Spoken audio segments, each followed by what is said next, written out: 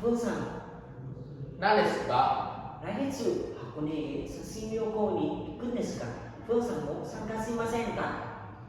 写真旅行？毎年秋に皆さんで写真旅行に行くんです。この旅行に行くために毎月お金を貯めているんですよ。それか。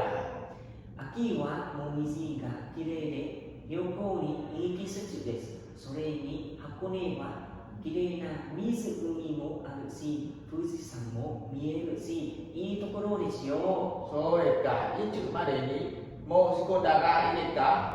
来月の別より前にお願いします。写真旅行に行く前に何を準備しておいたらいいですか？お金じゃ荷物などを準備しておいてください。ぜひ参加したい。詳しいことは係員のアンさんに聞いてください。